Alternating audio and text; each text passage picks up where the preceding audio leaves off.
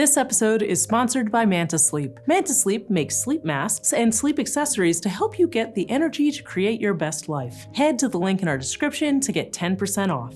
Why do bugs look the way they do? Often, even for the weirdest ones, it's still a case of form following function. Stick insects are just doing their very best plant impressions, male stalk-eyed flies want to show off for the ladies, and male Baphomet moths just have some very important smells to share. And this principle, at least at first, seems to apply to today's beasts as well. These guys make fantastic tree thorns, and this one sure is a convincing leaf, but things get less straightforward pretty quickly. Like, maybe they're going to the Met Gala, or trying to pick up a TV signal from the 60s? It turns out that some of these adaptations might be for some very special kinds of almost metaphysical sensory perception.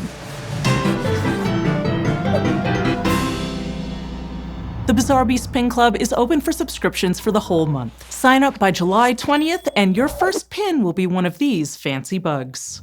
Treehoppers are true bugs, insects in the order Hemiptera, from any of 3 families, which together add up to around 3,300 different species. Treehoppers get their name from, get this, living on trees and being good at jumping. They can range anywhere from 2 millimeters to a whopping 3 centimeters as adults, and they use their specialized mouth parts to pierce tree bark and drink the delicious sap inside. Since holding still and slurping up tree juice all day leaves treehoppers pretty exposed to predators, some have found cool defense methods, aside from just the hopping, that is. For example, a few species have mutualistic relationships with ants, bees, and wasps that keep them safe. Treehoppers excrete honeydew, a sugary waste product from the tree sap they're constantly drinking, and these tougher insects like to eat it. They, in turn, fight off potential predators of the treehoppers, consequently protecting their own sweet meal ticket. In some cases, treehopper alarm signals are enough to prompt immediate defensive ant action. Treehoppers communicate through their host plants through vibrations, and their symbiotic neighbor ants can understand and respond specifically to distress calls. Teaming up with ants can have even more benefits too. A few treehoppers take care of their young after they hatch, but at least one species has learned that it can pass this role off to ant babysitters. Treehopper nymphs make honeydew too, so the ants stay incentivized. They fend off would-be predators and parasites, and the treehopper moms are freed up to go off and lay even more eggs. But this is nowhere near the most bizarre thing about these guys. No, what today's beast is best known for is its fancy pronotum stylings. The pronotum is the first plate on the top side of an insect's thorax, and it's usually fairly simple and flat. But on lots of treehoppers, it gets elaborate and often extends back over the rest of the thorax and even abdomen like a big helmet. And like a helmet, it can act as a straight-up physical defense. But for many species, it works instead as pretty incredible defensive mimicry, making these treehoppers look like anything from twigs to caterpillar poop. Some even take it a step further, growing a pronotum shaped like an entire ant. But the wackiest of these shapes don't fully show up until the treehopper's adult stage. After their final molt, adults basically inflate the structure with their circulatory systems, a lot like what they do with their brand new adult wings. So it's maybe no coincidence that the enormous diversity of pronotum shapes seems to come at least partly from repurposed wing patterning genes. Every cell in an animal's body contains all of the same genetic information,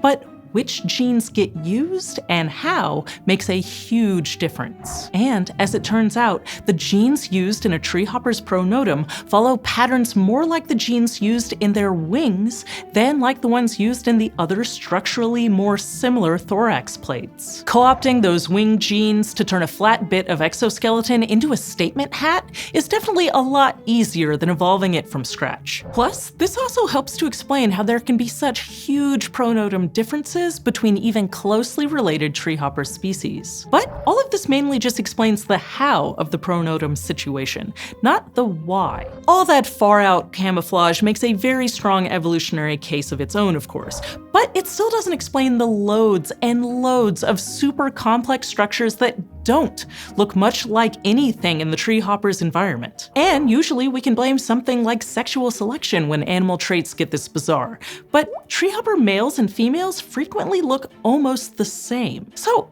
What is the pronotum even for, anyway?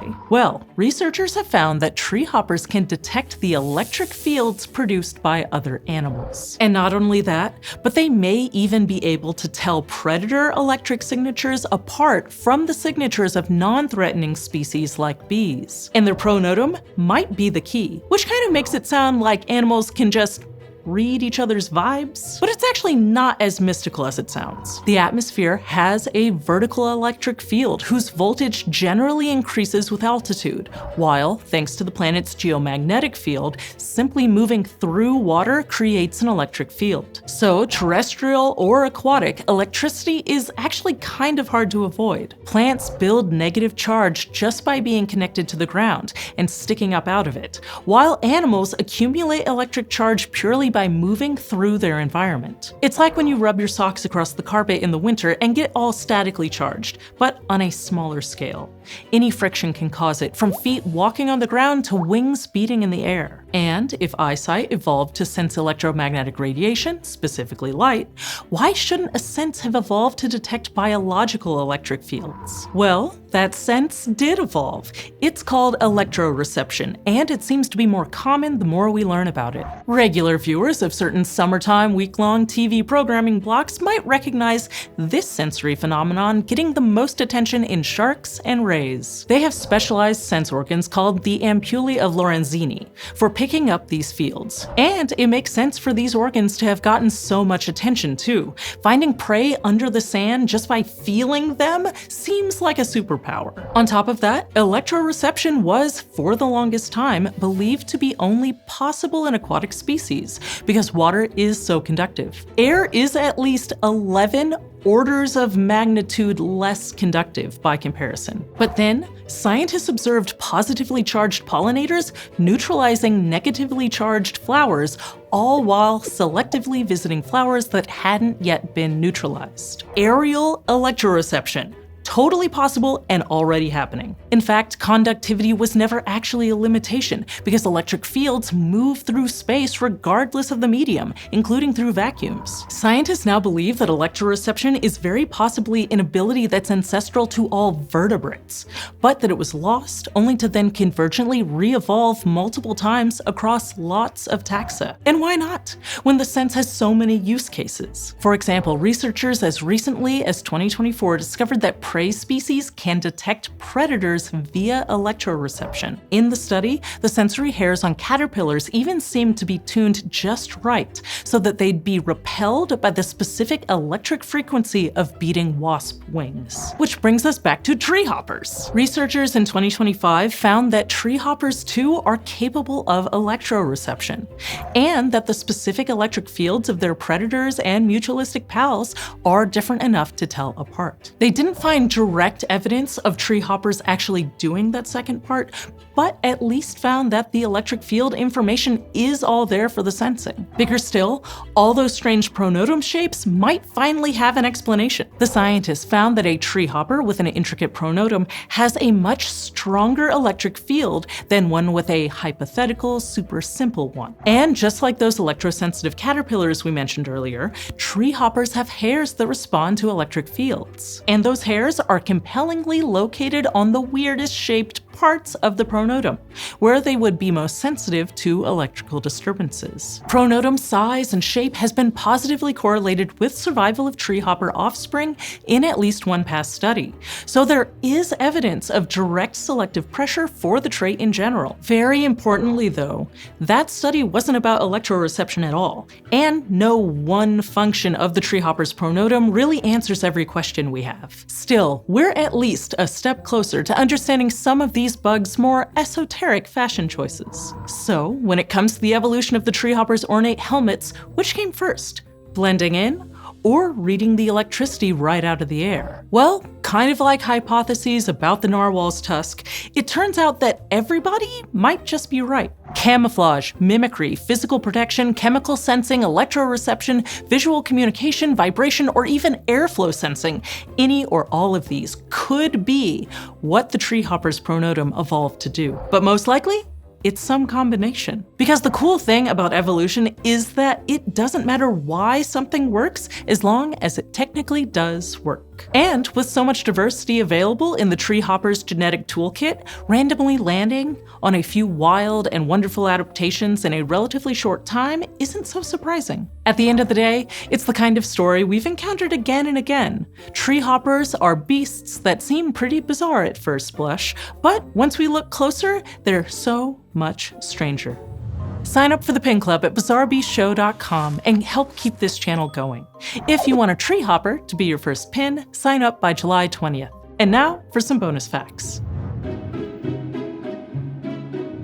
Ant alliances are one thing, but geckos have their own fascinating honeydew-based relationship with a bug, one that's often mistakenly attributed to treehoppers. The confusion is fair enough, with so many common names involved. The bugs here aren't treehoppers, leafhoppers, or even froghoppers, but are instead a more distant relative, planthoppers. However, even if it's not a proper treehopper story, this one is just too odd and frankly adorable not to share. One specific planthopper family in Madagascar has a lifestyle that will sound pretty familiar. It lives on trees, sucks out their sap, and tries its best to blend in. But gecko species from at least 3 different genera have all developed a taste for honeydew, and they're not afraid to get it directly from the source. A gecko will climb up towards a planthopper, slowly approaching it from behind and seemingly totally unimpressed by its camouflage. Once it's close enough to the bug, the lizard vibrates its head or taps it against the tree bark a few times until the planthopper squirts a drop of honeydew directly on the gecko's nose. The gecko licks it off and repeats a few times with the same individual before moving on to the next planthopper to repeat the process. It's really not clear how,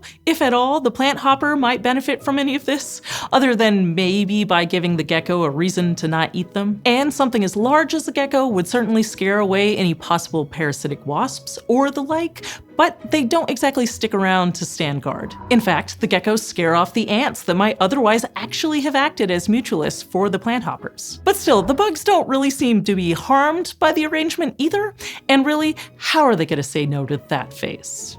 Speaking of exquisite facial accessories, I want to tell you about today's sponsor, Manta Sleep. Their sleep masks are so adjustable that they'll fit you as snugly as a pronotum on a treehopper. And just like those elaborate bug helmets, Manta Sleep's masks are packed with functionality, like their Manta Sound Sleep Mask, for example, the most comfortable Bluetooth sleep mask in existence. It's designed with ultra-thin Bluetooth headphones for side sleep comfort and total blackout with zero pressure, so you get the deep sleep you need to fuel your day. I mean, treehoppers being able to sense electric fields is cool and all, but do they get Bluetooth?